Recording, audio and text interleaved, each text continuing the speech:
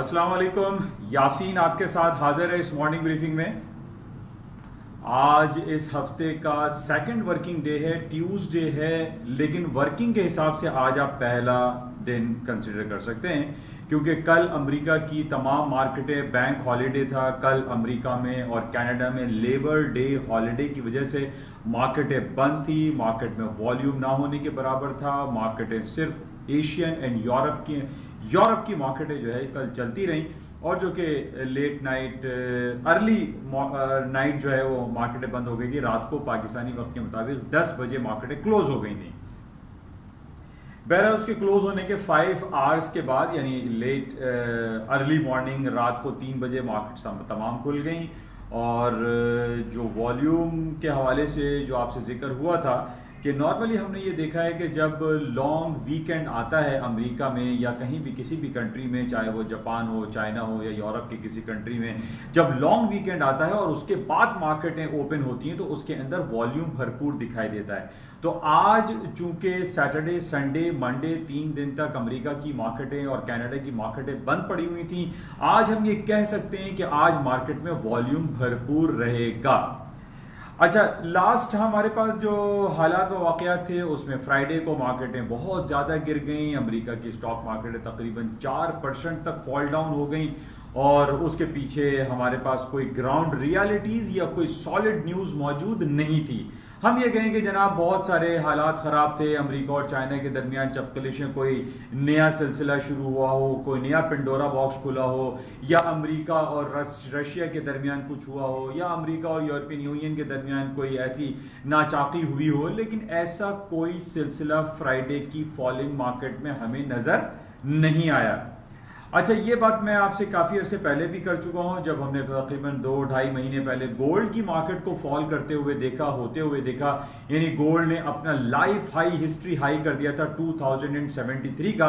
मार्केटें वहां से जब गिरना शुरू हुई तो 1862 का इसने लो किया, तकरीबन लगभग $200 मार्केट गिर गई थी।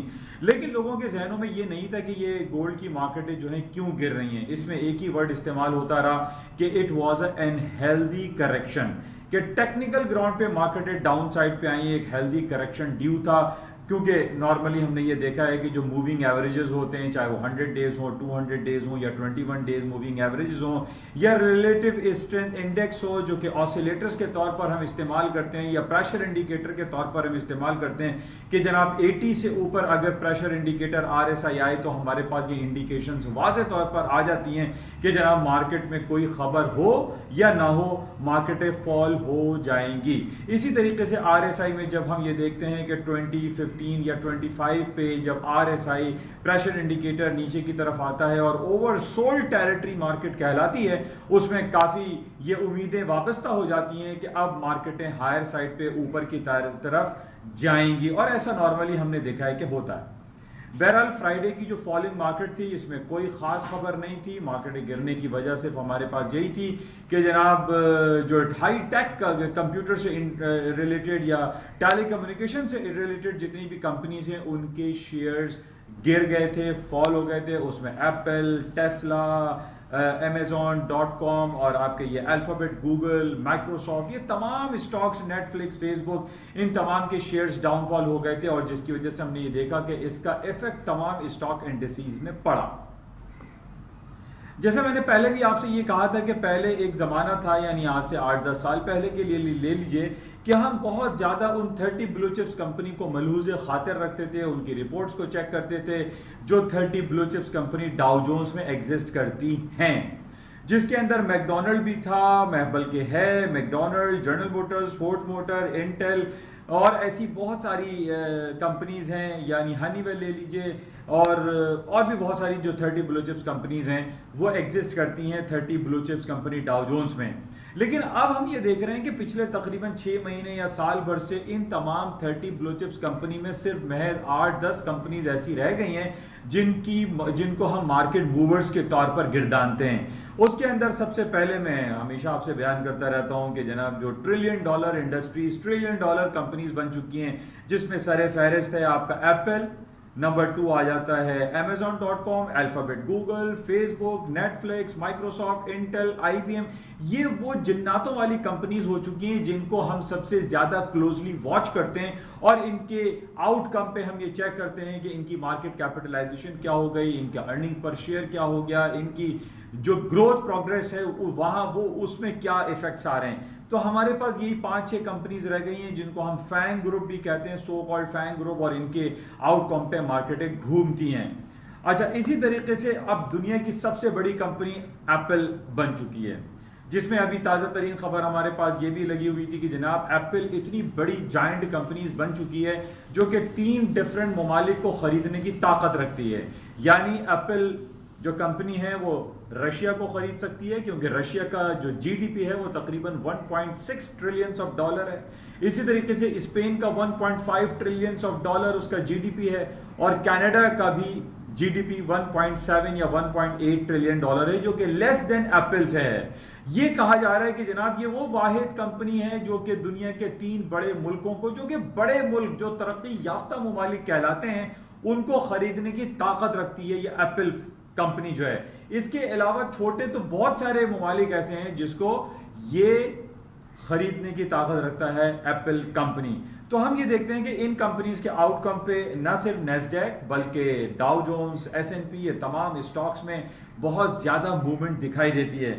बहरहाल फ्राइडे को जो मार्केटें गिरी उसके अंदर सिर्फ हमारे पास यही खबर है कि जनाब टेक्निकल ग्राउंड पे तकनीकी एतबार से मार्केट में डाउनफॉल एक्सपेक्टेड था और वो ये हुआ।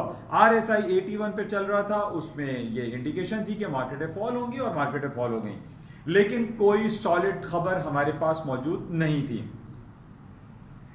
अच्छा, अभी भी हमारे पास, जैसे मैंने आपसे कल की जो मार्केट प्रीव्यू के हवाले से मैंने आपसे जिक्र किया था कि मार्केटों में गिरने की कोई सॉलिड वजह नहीं है, तो ये तमाम मार्केट वापस करेक्ट हो जाएंगी और दुरुस्त हो जाएंगी, वापस हायर साइड पे चली जाएंगी। अभी तक हमारे पास कोई नेगेटिव खबर नहीं है। आज अर्ली मॉर्निंग हम सुबह से ये देख रहे हैं कि चाइनीज जो स्टॉक इंडिसेस हैं वो तमाम पॉजिटिव हैं, तमाम 0.7 पॉइंट या 1% तक प्लस में हैं। इसी तरीके से यूरोप की मार्केटें भी आज हम प्लस में देख रहे हैं, और कोई बात नहीं कि आज अमेरिका, जो कि 3 दिन के बाद मार्केटें ओपन होंगी, लॉन्ग वीकेंड के बाद, आज अमेरिका अपनी तमाम करेक्शन को वापस ले आएगा। वो जो तमाम जो मार्केटें लोअर साइड पे आई थी वो करेक्ट हो जाएंगी, क्योंकि जैसे ही मार्केट हेल्दी करेक्शन के बाद जो RSI या मूविंग एवरेजेस के बाद मार्केटें नीचे गिरती हैं और उनके पीछे कोई सॉलिड खबर नहीं होती, इन बेसिस मार्केटें जो है वो दोबारा से कवर कर जाती हैं, ऊपर की तरफ चली जाती है। तो बहरहाल आज रात में जो मार्केटें खुलेंगी उसमें हम देखेंगे कि अमेरिका इस तमाम हालात और वाक़या को किस एंगल से लेता है।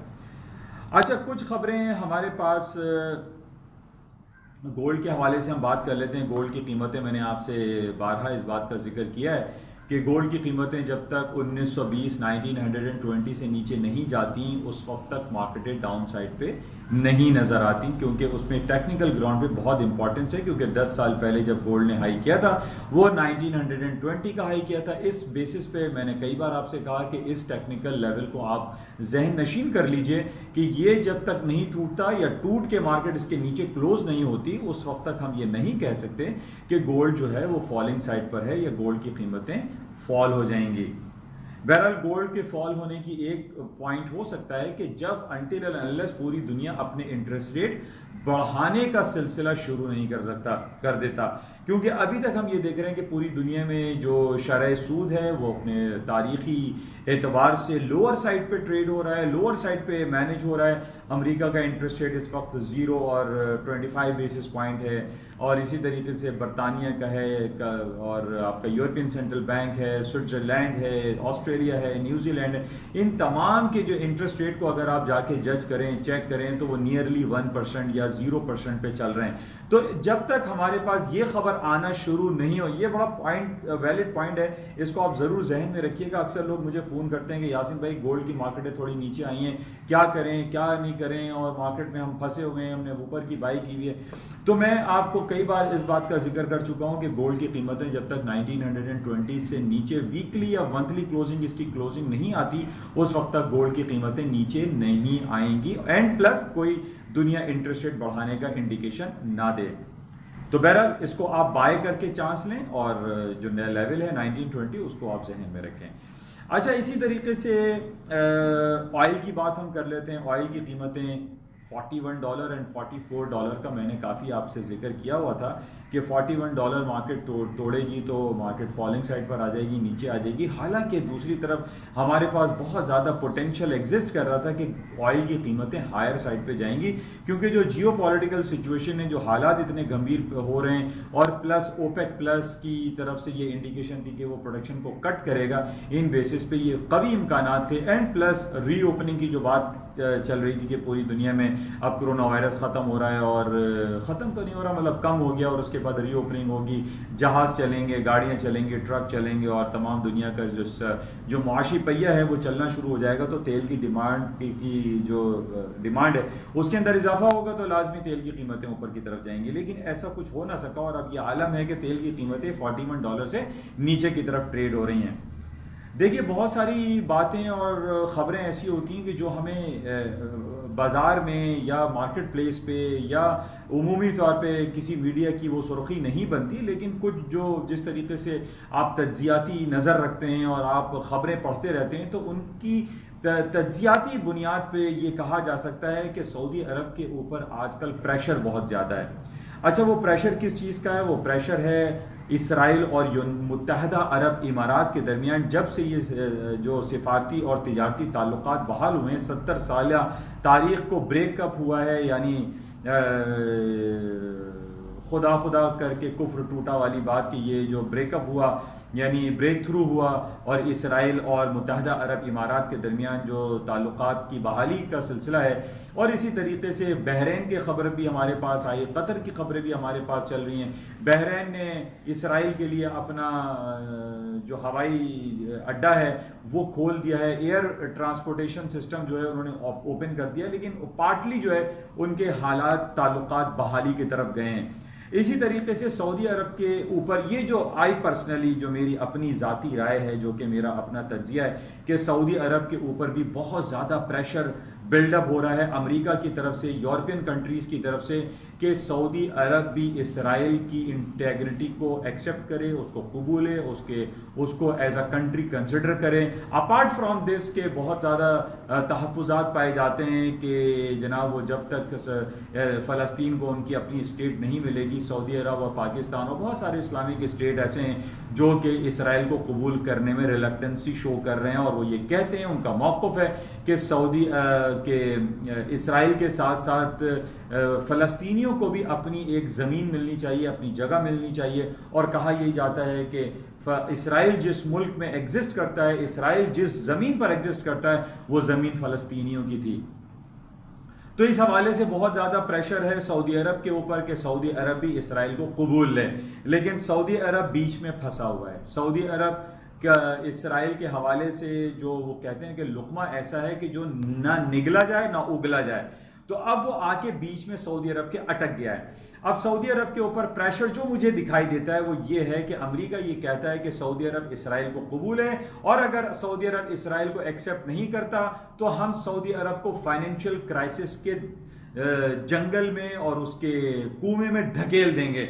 अच्छा, अब इसकी वजह से आप देखें, इसको गौर से समझने की जरूरत है कि $41 जो मैं आपसे कहता रहा कि $41 से नीचे तेल की कीमतें नहीं आएंगी, अब तेल की कीमतें $41 से नीचे 39 और 38 के लेवल्स पे ट्रेड हो रही हैं। उसके ऊपर सिर्फ एक साइकोलॉजिकल प्रेशर है सऊदी अरब के ऊपर, और ये कहा जा रहा है कि ये अंदर की कहानी है, आप समझ लीजिए कि ये है कि सऊदी अरब के ऊपर प्रेशर दिया जा रहा है कि वो इसराइल को एक्सेप्ट करे, कि अदरवाइज उसको फाइनेंशियली क्राइसिस में धकेल दिया जाएगा। और यही हम देख रहे हैं कि हज और उम्रे के हवाले से भी हमने देखा कि जो जिस तरीके से कोरोना वायरस पैंडेमिक की वजह से हज और उम्रे से जो आमदनी होती है सऊदी अरब गवर्नमेंट की या वहां पर कारोबार करने वालों की जो आमदनी होती है वो तकरीबन जीरो हो गई, क्योंकि इस दफा जो हज गुजरा उसमें सिर्फ पूरी दुनिया से और वहां के जो मुकामी लोग थे 10,000 लोगों ने हज की जो फराइज थे वो अदा किए। यानी कहां 25 लाख लोग 2.5 मिलियन जो लोग वहां हज के लिए जाते थे वो नहीं जा सके, जिससे सऊदी अरब की मुआशी हालात पे बहुत ज्यादा कारी ज़र्ब लगी है। और इसी तरीके से अगर तेल की कीमतें बिल्कुल डाउन हो जाएं, 41 से नीचे 30, 20 और $10 पे चली जाएं, तो सऊदी अरब का सर्वाइवल बहुत ज्यादा मुश्किल हो जाएगा। ये हमें दिखाई दे रहा है कि प्रेशर ना सिर्फ सऊदी अरब के ऊपर है बल्कि rest of the Arab countries पे भी प्रेशर है, पाकिस्तान पर भी प्रेशर है कि वो अब्राहम एकॉर्ड को एक्सेप्ट करे। अदरवाइज फाइनेंशियल क्राइसिस में पाकिस्तान को भी, सऊदी अरब को भी और दूसरे जो अरब कंट्रीज है उनको भी धकेल दिया जाएगा मुआशी बहरान में। तो ये बड़ा इंपॉर्टेंट पॉइंट है, इसको बहुत ज्यादा इस पे फोकस करने की जरूरत है और उसको समझने की जरूरत है कि तेल की कीमतें नीचे क्यों आ रही हैं। तो बहरहाल ये पॉइंट बहुत वैलिड है। और $41 में दोबारा आपसे ये कहूंगा कि ऑयल को अब आप सेल कर सकते हैं on basis of these all technical analysis पे कि जनाब $41 से तकनीकी एतबार से भी मार्केट नीचे आ चुकी है। और ये जो पॉइंट मैंने आपसे जिक्र किया कि सऊदी अरब के ऊपर प्रेशर है, और जाहिर है जब तक सऊदी अरब इसराइल को कबूल नहीं करेगा तेल की कीमतें नीचे की तरफ रहेंगी, और ये एक कॉन्स्पिरेसी लाजमी तौर पर मौजूद है। अच्छा, दूसरी तरफ हम बात कर लेते हैं, आजकल खबरें बहुत ज़्यादा चल रही हैं कि पहले ब्राज़ील की हम खबर सुनते थे कि कोरोना वायरस के जो सबसे ज़्यादा केसेस हैं वो ब्राज़ील में बहुत हैं, और अब ब्राज़ील से कहीं ज़्यादा उसको बीट कर दिया इंडिया ने। हमारा पड़ोसी मुल्क है इंडिया, और इंडिया ने जो है कोरोना वायरस के केसेस बहुत ज़्यादा हो गए हैं, वहाँ पे अमवातें ज़्यादा हो रही हैं, टेस्ट बहुत ज़्यादा पॉजिटिव आ रहे हैं। तो बहरहाल ये नेगेटिव खबर है और हमें मोहतात रहना पड़ेगा क्योंकि इंडिया एक पड़ोसी मुल्क है। बहरहाल इसके साथ ही हम ये देख रहे हैं कि कराची स्टॉक एक्सचेंज आज प्लस है, कल परसों भी 2-3 दिन से प्लस में था, और आज भी मार्केट में पॉजिटिविटी दिखाई दे रही है। अब मैं आपसे आखिर में ये बात ज़रूर करूँगा कि इमरान खान साहब आए, हमने उनको वेलकम किया, बहुत खुशी की बात है कि वज़ीर आज़म इमरान खान साहब तशरीफ़ लाए, और इस बेयारो मददगार शहर, एक यतीम शहर, इसको एबेंडेंट सिटी भी कहा जाए तो बेजा ना होगा कि बहुत सारे सिविल सोसाइटीज़ वाले जो है वो आवाज़ें उठा रहे हैं कि कराची एक लावारिस शहर है, कराची एक यतीम शहर है, कराची एक एबेंडेंट सिटी है, कराची को बेयारो मददगार छोड़ा हुआ है। यानी ये वो एक ऐसा शहर है जो पूरे पाकिस्तान को पालने वाला शहर है, जो पूरे पाकिस्तान को 80 to 90% रेवेन्यू जनरेट करके देने वाला शहर है। पूरा पाकिस्तान इस अकेले शहर से चलने वाला ये मुल्क है पाकिस्तान, और इस पाकिस्तान के इस बड़े मेगापोलिस सिटी, मेट्रोपॉलिटन सिटी को बेयारो मददगार छोड़ दिया है। सबसे बुनियादी जो प्रॉब्लम यहां पर आ रही है वो यहां की आबादी है। यहाँ पे सेंसस नहीं करवाए जा रहे, यहाँ पर मर्दमशुमारी का फुकदान है। यहाँ पे तकरीबन 3 करोड़ की आबादी, 3 करोड़ के नफूस पर ये फैला हुआ कराची शहर है, लेकिन इसको देने वाला कोई नहीं है। पूरे शहर, पूरे पाकिस्तान को टैक्स जमा करके देने वाला ये शहर आज यतीम है, लावारिस है, बेयारो मददगार है। बहरहाल आज कराची स्टॉक एक्सचेंज को हम देख रहे हैं कि वो पॉजिटिव है, कल भी प्लस में था, परसों भी पॉजिटिव में था, और तकरीबन 42,000 के करीब इंडेक्स आ चुका है। इमरान खान साहब को हम कहते रहे कि जनाब वो आए, और वो आए और उन्होंने 1.1 ट्रिलियन ऑफ रुपीस का एक इकोनॉमिक पैकेज जो कि कराची ट्रांसफॉर्मेशन पैकेज के तौर पे कंसिडर किया जा रहा है वो इन्होंने दिया है, और लोगों में बड़ी खुशी की लहर दौड़ी हुई है। लेकिन अभी तक इसको ये कहा जा रहा है कि ये बंदर बांट है। अब 1.1 ट्रिलियन डॉलर यानी 1100 अरब डॉलर नहीं, रुपीस, 1100 अरब रुपए दिए जाने का जो इशारा दिया गया है, जो एक अभी तो इसको हम कहेंगे कि लॉलीपॉप दिया गया है अभी तक। अब वफाक में और सूबाई हुकूमत में आपस में चपकलिश शुरू हो गई है। वफाक कहता है कि हमें पाकिस्तान पीपल्स पार्टी की हुकूमत पे 1% भी इन पे हमें ट्रस्ट नहीं है, ये बददियानत गवर्नमेंट है और हम इन पे ट्रस्ट नहीं कर सकते। ये शिबली फराज साहब का कहना है, और वो ये कहते हैं कि इसको हम खुद मॉनिटर करेंगे, खुद देखेंगे, क्योंकि पीपल्स पार्टी की और सिंध की हुकूमत पे हमें बिल्कुल एतबार नहीं है। कराची तो छोड़िए, पीपल्स पार्टी का जो मेन गढ़ है, इनका लाड़काना है, वो इस वक्त इस बुरी तरह बदहाली का शहर बन चुका है जिसकी मेरे ख्याल में नज़ीर पहले कभी नहीं मिलती होगी। तो बहरहाल ये पूरा सिंध, सूबे सिंध, खास तौर पे कराची शहर तबाहाल है इन बारिशों के पेश नज़र। यहाँ का हमारा सीवरेज सिस्टम, पानी का वाटर सिस्टम, इलेक्ट्रिसिटी का निज़ाम, गैस, बिजली, सड़कें तबाह हो चुकी हैं, लेकिन कोई पूछने वाला दिखाई नहीं दे रहा। 1100 अरब रुपए का जो पैकेज अनाउंस किया गया है उसमें भी बंदर बांट का सिलसिला शुरू हुआ है कि कौन कितना इसमें लूटेगा, कौन घसूटेगा और आवाम के लिए क्या इसमें से कुछ पैसे मिलेंगे या नहीं मिलेंगे, या हम दोबारा इसी तरीके से रोते और राग अलापते रहेंगे कि जनाब कराची का सुनने वाला कोई नहीं है। हालांकि बहुत सारी बातें हो रही हैं कि जनाब पाकिस्तान के आइन में आर्टिकल 140, आर्टिकल 149 एग्जिस्ट करता है, इसको एक्सरसाइज किया जाए और कराची के हालात को बेहतर किया जाए। ये खबरें भी आती है कि कराची को वफाक के अंडर में ले लिया जाएगा। तो बहुत सारे पॉइंट्स हैं, एग्जिस्ट करते हैं, जिसको एक्सरसाइज किया जा सकता है। हमारा सिर्फ कहना यही है कि जनाब ये कराची इस पाकिस्तान का शहर है, पाकिस्तान का इलाका है, पाकिस्तान का सूबा है, पाकिस्तान का शहर है। इसको चाहे वफाक कंट्रोल करे या हमारे मुराद अली शाह साहब कंट्रोल करें, कोई भी कंट्रोल करे, है तो पाकिस्तान में ही ना। पाकिस्तान से अलग तो हम नहीं है। पाकिस्तान में रहते हुए चाहे वफाक कंट्रोल करे या सिंध कंट्रोल करे, लेकिन किसी ना किसी को इसको प्रॉपर वे में एड्रेस करना चाहिए, कंट्रोल करना चाहिए। यहां पर हम देखते हैं कि कराची में तकरीबन 10-15 एसोसिएशंस बनी हुई हैं, 10-15 जो है वो अलग अलग इलाके बटे हुए हैं। कोई कहता है ये डिफेंस है, कोई क्लिफ्टन है, वो कहते हैं ये सेंट्रल में, या ये नाला जो गुजरता है ये हमारे इलाके में नहीं आता, तो हम यहां तक सफाई करेंगे। एक पॉइंट है कि यहां पे इस शहर का सिर्फ सिंगल वन मेयर होना चाहिए। सिंगल मेयर ही इस पूरे शहर को बेहतर कर सकता है। ये कहे कि जनाब मेरा इलाका ये है, मैं उस इलाके को साफ नहीं करूंगा, ये मुनासिब नहीं है। बहरहाल हम दुआ गो हैं कि ये 1100 अरब रुपए यानी 1.1 ट्रिलियन रुपीस जो पाकिस्तान के सबसे बड़े मेगा पोलिस को दिया गया है, इसमें खुदारा कुछ किया जाए और इस शहर को आबाद और बेहतर करने में अपना हर आदमी किरदार अदा करे। एक छोटा सा गाड़ी से फेंका हुआ कचरा भी हम इस शहर में गंदगी के फैलाने के मुतरादिफ ठहराते हैं। तो मेरी तमाम लोगों से ये इस्तदा भी है कि अपनी गाड़ियों से, अपने रास्ते से कचरा दान में डालें, सड़कों पे मत फेंकें। इसमें हम सबको अपना किरदार भरपूर तौर पर अदा करना पड़ेगा, तभी ये शहर खूबसूरती की तरफ वापस गामजन हो सकता है, एक रोशनियों का शहर दोबारा ये बन सकता है। तो बहरहाल ये हमारे पास एक अच्छी खबर थी कि इमरान खान साहब आए और उन्होंने हमें एक इकोनॉमिक पैकेज दिया है। हमारी ये दुआ है कि तमाम लोग इस पे सिंसियरली काम करें और एक अच्छा पैकेज जो दिया गया है ये हमारे इस शहर के लिए कारआमद साबित हो।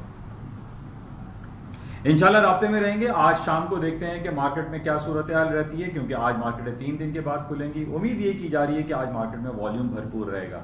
इंशाल्लाह राब्ते में रहते हैं। जाते हुए आपसे गुजारिश कि इस यूट्यूब चैनल को प्लीज सब्सक्राइब करें, लाइक करें, शेयर करें। Thank you. खुदा हाफिज़।